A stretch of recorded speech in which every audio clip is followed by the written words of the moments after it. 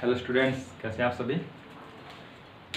तो हमने कल वीडियो में बात की थी magnetic field around a straight conductor. एक स्ट्रेट वायर है, उसके चारों तरफ मैग्नेटिक फील्ड किन किन बातों पर डिपेंड करता है। आज हम पढ़ेंगे मैग्नेटिक फील्ड जो है वो एक सर्कुलर वायर है, करंट कैरिंग सर्कुलर एक वायर, उसका मैग्नेटिक फील्ड किन किन बातों पर डिपेंड करेगा। तो टॉपिक का नाम है हमारा magnetic field around a current carrying circular wire. ठीक है, एक सर्कुलर वायर है हमारे पास, उसका मैग्नेटिक फील्ड हमें निकालना है। तो कैसे, देखो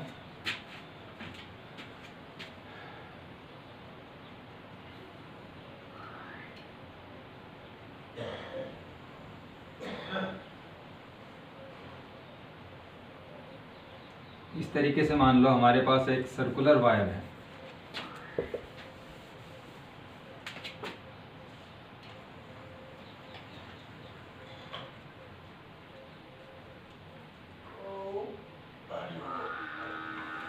एक सर्कुलर वायर है हमारे पास, उसमें करंट फ्लो कर रहा है।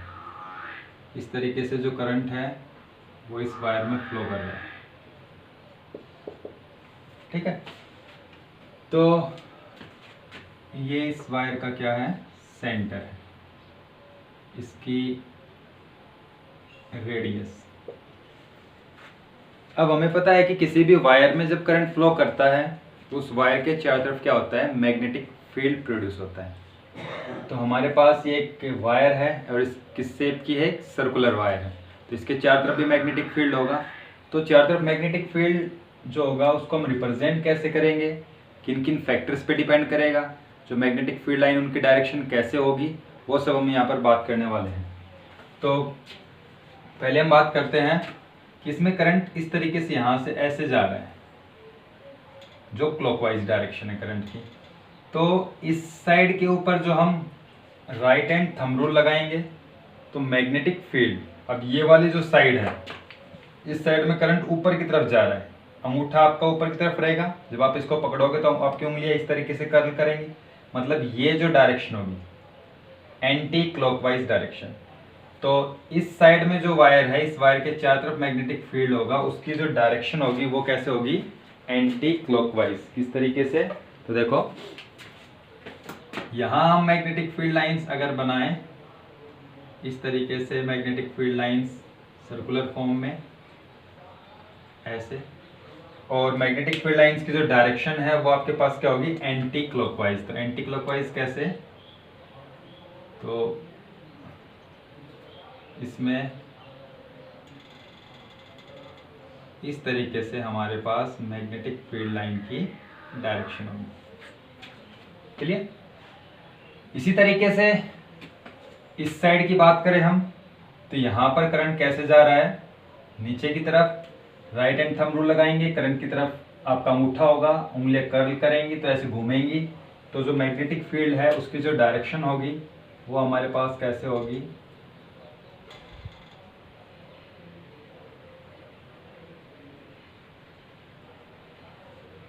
तो जो मैग्नेटिक फील्ड है उसकी डायरेक्शन आपके पास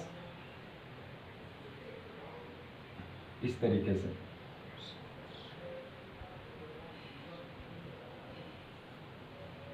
एंटी क्लॉकवाइज।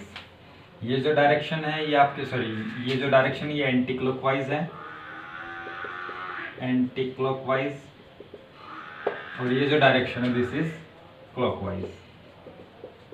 ठीक है, तो इस तरीके से इसके चारों तरफ जो मैग्नेटिक फील्ड लाइंस है, वायर के चारों तरफ जो मैग्नेटिक फील्ड लाइंस है वो हम इस तरीके से रिप्रेजेंट करेंगे।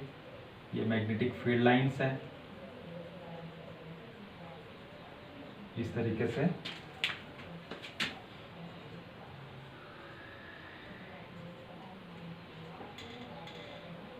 और जो सेंटर से जो लाइन जाएगी, सेंटर से जाने वाली जो लाइन है वो लाइन बिल्कुल क्या रहेगी, स्ट्रेट रहेगी।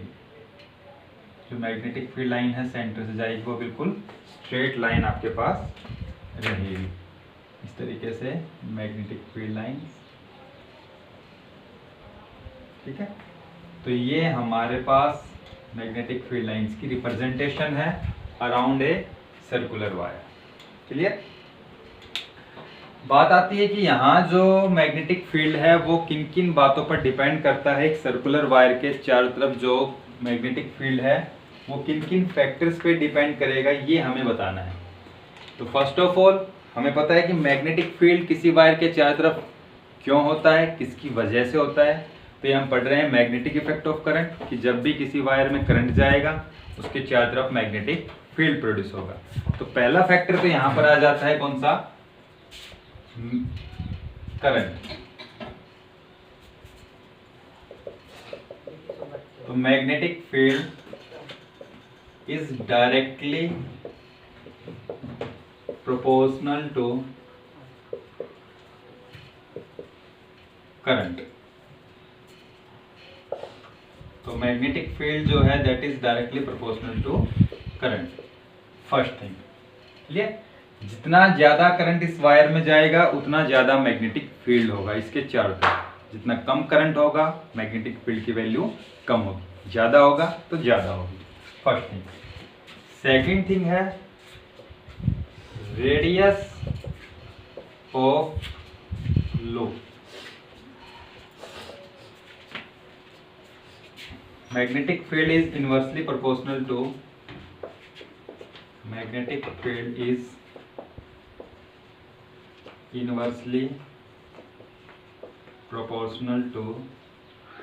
radius of loop।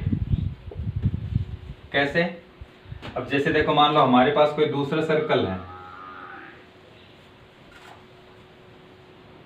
इस सर्कल की जो रेडियस है और इस सर्कल की रेडियस की बात करें तो ये छोटा सर्कल है, रेडियस छोटी होगी। तो इस वायर से जो इसका सेंटर है या रेडियस की बात करें स्मॉल है, तो जितना ज्यादा स्मॉल रेडियस का सर्कल होगा। अब जैसे मान लो हमने एक छोटा सर्कल और बना लिया, ये सर्कल है, आपकी जो वायर है उसका लूप इतना है, इसकी रेडियस ये है। तो यहाँ पे हमने 3 सर्कल ड्रॉ किए हैं। तो ये जो है सबसे छोटा रेडियस का जो वायर है आपका, ये उससे थोड़ा बड़ा और ये उससे बड़ा। तो जितना छोटा सर्कुलर लूप होगा मैग्नेटिक फील्ड उतना ही ज़्यादा होगा। तो यहाँ पर जो डिस्टेंस है, रेडियस है इसकी, तो मैग्नेटिक फील्ड जो है that is inversely proportional to radius of this circular loop. तो रेडियस ज़्यादा, मैग्नेटिक फील्ड कम, इनवर्सली प्रोपोर्शनल है। और रेडियस कम, मैग्नेटिक फील्ड ज़्यादा। Second.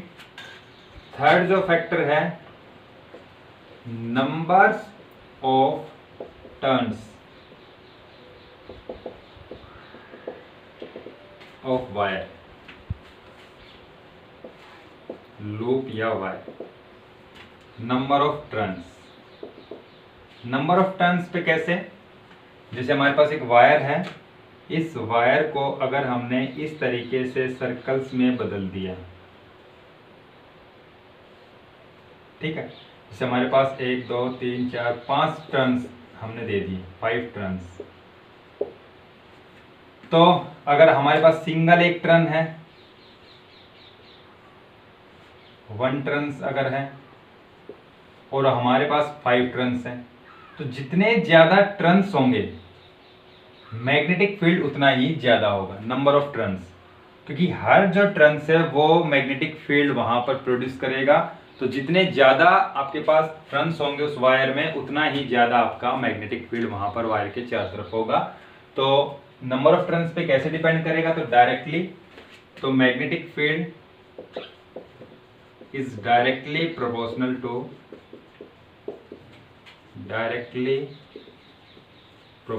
To number of turns. तो magnetic field is directly proportional to number of turns. तो ये हमारे पास 3 फैक्टर्स हैं जिनके ऊपर मैग्नेटिक फील्ड डिपेंड करता है। क्लियर? पहला करंट के ऊपर, दूसरा उस लूप की रेडियस के ऊपर, तीसरा नंबर ऑफ टर्न्स। करंट पे कैसे? डायरेक्टली, जितना ज़्यादा करंट मैग्नेटिक फील्ड उतना ज़्यादा, जितना कम करंट मैग्नेटिक फील्ड कम। सेकंड रेडियस, अगर लूप की रेडियस ज़्यादा मैग्नेटिक फील्ड कम होगा, रेडियस कम होगी मैग्नेटिक फील्ड ज़्यादा होगा। तीसरा number of turns, number of turns के डायरेक्टली, जितना ज़्यादा नंबर ऑफ टर्न्स लूप में उतने ही ज़्यादा आपके पास क्या होगा? मैग्नेटिक फील्ड होगा। क्लियर? ओके। अब एक सर्कुलर जो लूप होता है वो एक डाइपोल की तरह काम करता है। डाइपोल का मतलब एक बार मैग्नेट जो आपके पास है, जैसे बार मैग्नेट में दो पोल्स होते हैं, सिमिलरली एक सर्कुलर लूप जो होता है उस सर्कुलर लूप के दो पोल्स होते हैं, एक नॉर्थ एक साउथ पोल। पोलरिटी कैसे देते हैं हम? तो वो हम यहाँ पे देखते हैं। Polarity of A current carrying wire. Polarity किस तरीके से हम देते हैं? तो देखो, अगर हमारे पास एक सर्कुलर वायर है, ठीक है, और सर्कुलर वायर में करंट फ्लो कर रहा है, मान लो क्लॉकवाइज डायरेक्शन में, इस तरीके से करंट फ्लो कर रहा है एक वायर में, जो कि हमारे पास कौन सी डायरेक्शन है? Clockwise direction. तो अगर हमारे पास इस तरीके से करंट फ्लो कर रहा है इसमें, तो अगर हम इधर से देखेंगे तो इस लूप का इस साइड में जो कौन सा पोल होगा, तो हमारे पास जब इस पे देखेंगे तो जो पोल आएगा उसकी पोलरिटी क्या होगी? South pole. अगर किसी भी सर्कुलर वायर में करंट जो है फ्लो कर रहा है क्लॉकवाइज डायरेक्शन में, हमारे पास एक लूप है उसको हम देख रहे हैं और हमारे जो करंट है वो क्लॉकवाइज फ्लो कर रहा है, तो जिस साइड से आप देख रहे हैं उस साइड पर जो उस लूप का कौन सा पोल होगा? साउथ पोल होगा। क्लियर? और अगर जिस साइड से आप देख रहे हैं उस साइड में करंट इस डायरेक्शन में फ्लो कर रहा है, इट मीन्स एंटी क्लॉकवाइज, घड़ी की दिशा के ऑपोजिट, क्योंकि घड़ी की सुई जो होती है वो इस तरीके से घूमती है और यहाँ करंट इसके ऑपोजिट है, तो एंटी क्लॉकवाइज। तो अगर एंटी क्लॉकवाइज है तो यहाँ पर जो पोल बनेगा, जिस साइड से आप देख रहे हैं उस साइड में जो पोल होगा वो पोल कौन सा होगा? North polar. ऐसी पोलरिटी होगी नॉर्थ पोलरिटी।